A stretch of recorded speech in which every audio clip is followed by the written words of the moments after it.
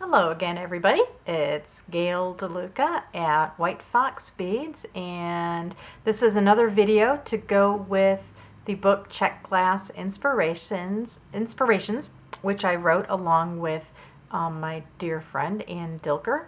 And we had a lot of fun making earrings, but there are some challenges making earrings when you get into some of these interesting shapes. These are called top trilled beads or Briolette style.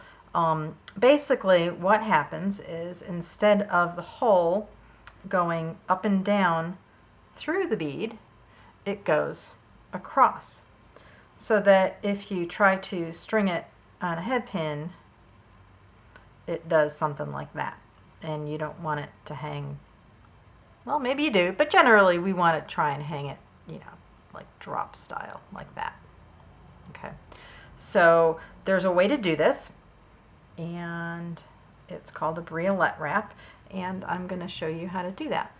We're going to finish it with a wrapped loop, and we're going to wrap it in such a way that we want the wire to be fairly thin. A thicker wire, you may have trouble with when you bend it, if you bend it up against the hole in the bead. If it's too hard, if it's too hard and thick, it may crack the glass, and we don't want to crack our beautiful beads. So a thinner wire is good. I've got a 26 gauge here and a 24 gauge, and I love this Beadsmith craft wire. It holds the finish really, really well. It comes in a bunch of great colors, but today we're going to use silver, and we're going to do these. I think it'll show up best on camera if we do these little purple beads, and you can really see the direction of the hole there. So let's start. We've got our usual tools, and if you watch the first video that I did about earrings, I explain what the different tools are, but a quick review: we've got our round nose, we've got our chain nose, and we've got our nice Italian flush cutters. So I'm going to measure off a length of about 3 or 4 inches. To give you a quick visual guide of length, think of a dollar bill, and a dollar bill is a length that we are all familiar with. You can really visualize that. And a dollar bill is 6 inches long. So if you think half the length of a dollar bill, this is probably a little bit more than 3 inches long. So that's okay. If you are frugal and want to conserve your wire, then you can do a couple of these and see exactly how much wire you need, and then if you do repetitive designs, then you can save a little bit more wire. I tend to err on the side of caution. Everything I do is different, so I'm gonna leave myself a little extra wire, and I'll probably end up cutting some off. Okay, so what we're gonna do is hold on to the bead, and you want it about 1/3 of the way on the length of the wire. So I've got about 1/3 of the wire here, about 2/3 of the wire there. And again, just an estimate. You don't have to get out the ruler and do some math. We don't want to do math. No math. So we're going to bend one wire this way. We're going to bend one wire the other way. And we're going to make that nice and snug with our fingers. And picture a head pin, with this being the bottom of the head pin. This is the part that we want to be straight. The longer piece is what you want to be straight. So I reach in right next to where they cross over each other, and I reach in with my chain nose pliers and just give that a bend so that long piece of wire is straight in line with the bottom, with the bead. Okay. Then I'm going to take my round nose pliers. If I have a second pair of chain nose pliers handy, I will use that to grip, because they do grip a little bit better.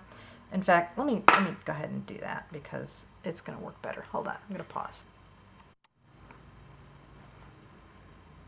Okay, I do have a second pair of chain nose pliers here, and now that can grip.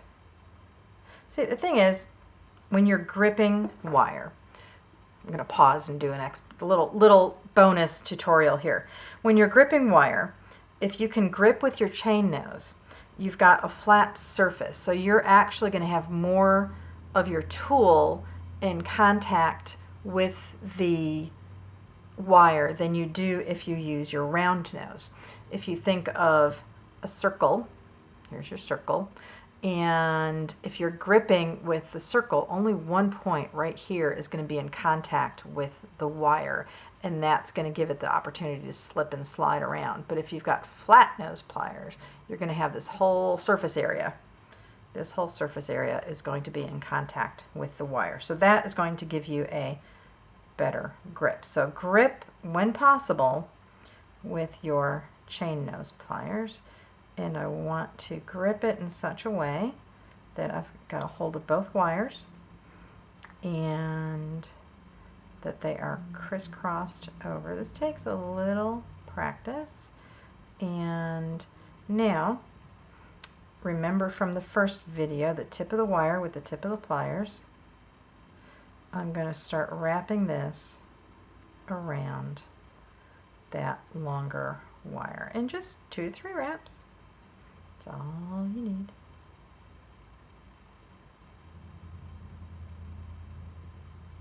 Does your depth perception go as you get older?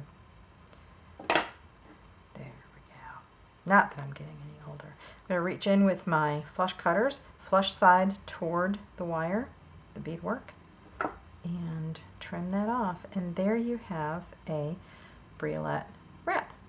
Now, if you want, you can add another bead, treat it like a head pin, and do, say, a wrapped loop at I'm going to leave that. That's really pretty together. I hadn't planned that. I just reached for the first bead that jumped out at me.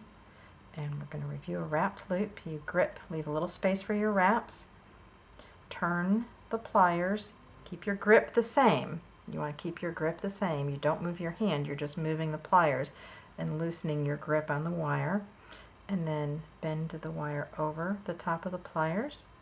Loosen the grip on the wire, holding your hand, just moving your wrist, holding the pliers the same way, and bending that wire under.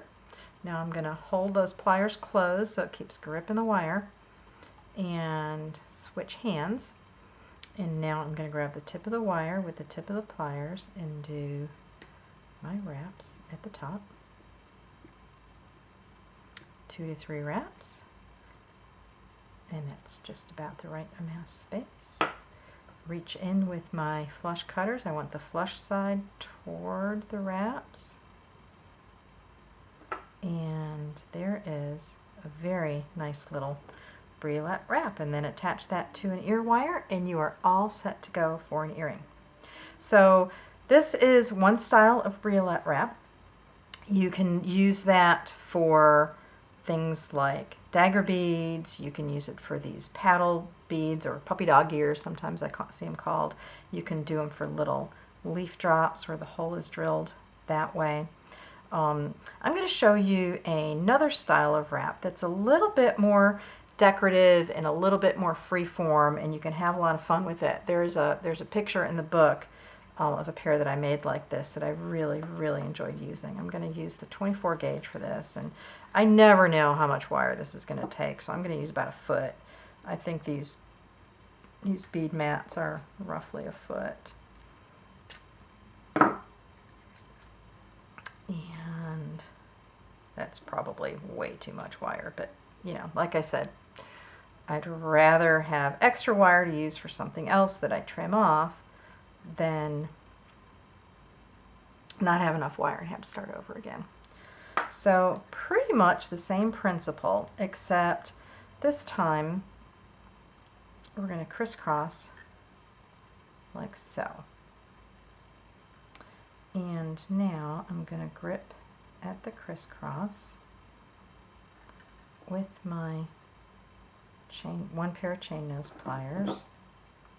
I'm going to kind of straighten this. Actually, I'm straightening the other one. In this case, I'm straightening the shorter one. And because we're going to wrap this all around, it'll be lots of fun. Now I'm going to make a wrapped loop here. So bend it over, turn my wrist while releasing the wire, bend it over the top, and going to capture that other piece of wire in there as I do my wraps.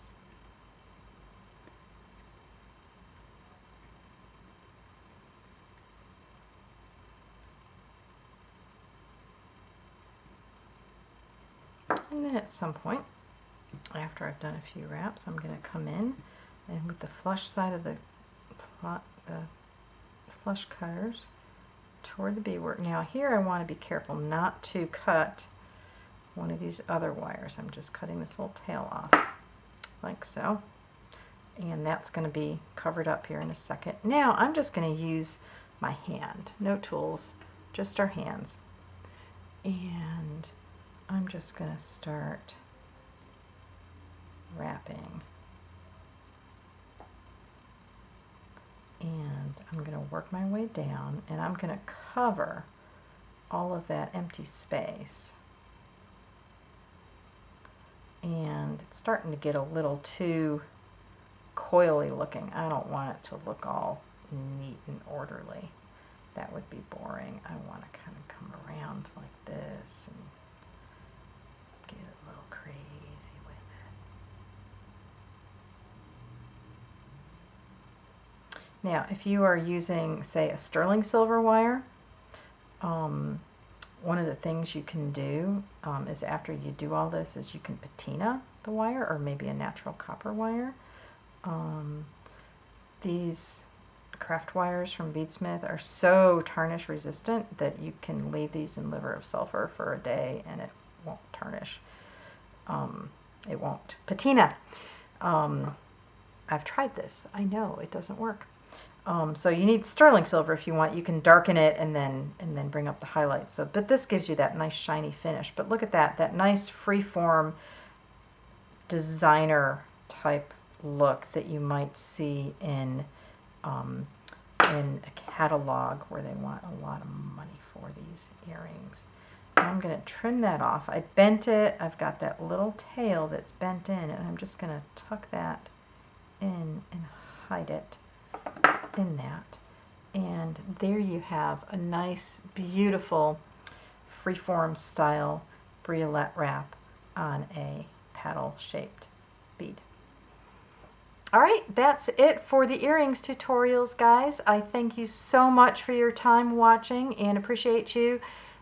Again, this is a companion to the book, Czech Glass Inspirations. I hope this inspired you to go out and make beautiful earrings with Czech glass. This is Gail DeLuca at White Fox Beads. You can shop with us in our Etsy store or stop in and say hi when you're in Knoxville.